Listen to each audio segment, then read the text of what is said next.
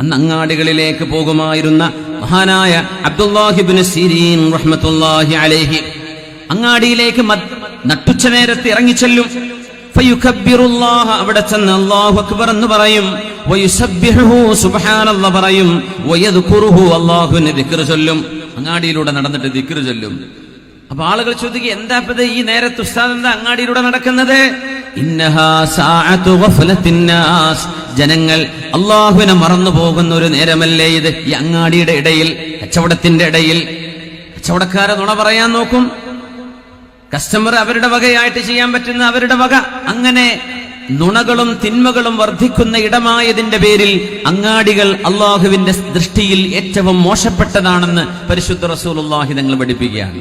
അങ്ങാടിക്ക് ഇറങ്ങാണ്ടിരിക്കാൻ പറ്റൂലല്ലോ, അത് വിചാരിച്ച് ഇറങ്ങണം. ഇറങ്ങുമ്പോൾ ഒരു ദിക്ർ ചൊല്ലണം. എന്നാലേ ലാ ഇലാഹ ഇല്ലല്ലാഹു വഹ്ദഹു ലാ ശരീക ലഹ് ലഹുൽ മുൽക്കു വലഹുൽ ഹംദു യുഹ്യി വയുമീതു വഹുവ ഹയ്യുൻ ലാ യമൂത് ബിയദിഹിൽ ഖൈർ വഹുവ അലാ കുല്ലി ഷൈഇൻ ഖദീർ.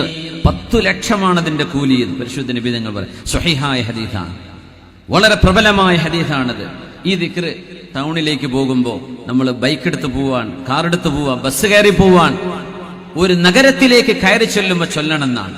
അബ്ദുല്ലാഹി ഇബ്നു ഉമർ എന്നവരെ വെറുതെ മദീനയുടെ അങ്ങാടിയിലേക്ക് വരുന്നു. എന്നിട്ട് ഈ ദിക്ർ ചൊല്ലി തിരിച്ചു പോകും. ഒന്നുമില്ല, അങ്ങാടി കയറുമ്പോൾ ചൊല്ലാൻ 10 ലക്ഷല്ലേ കൂലി.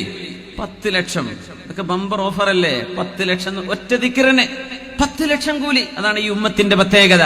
1000ഉം 1500ഉം കൊല്ലം ജീവിച്ച സമുദായങ്ങളുണ്ട്. നമുക്ക് അല്ലാഹു 80, 84, 70, 60ന്റെ ഇടയിൽ, അപ്പോഴേക്കും ആ 1000 കൊല്ലം ജീവിച്ചവർ ചെയ്ത കർമ്മങ്ങളെ എത്തിപ്പിടിക്കാൻ നമുക്ക് അല്ലാഹു അവസരം തന്നു. അതല്ലേ അത്ഭുതം. 1000 കൊല്ലം ജീവിച്ചവര് ഇവിടുന്ന് പേർഷ്യയിലെത്താൻ അല്ലെങ്കിൽ ഗൾഫിലെത്താൻ ഒരുപക്ഷെ 4 മാസമോ 3 മാസമോ എടുത്തിരിക്കാം.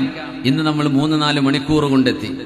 അവരന്ന് ചെയ്തത് ഇന്ന് നമുക്ക് ചെയ്യാൻ അല്ലാഹു സമയം കുറച്ചു, സൗകര്യം കൂട്ടി തന്നു. സുബ്ഹാനല്ലാഹ്, അല്ലാഹുവിന്റെ നീതിയാണത്, പടച്ചതമ്പുരാന്റെ നീതിയാണത്. സുബ്ഹാനല്ലാഹ്.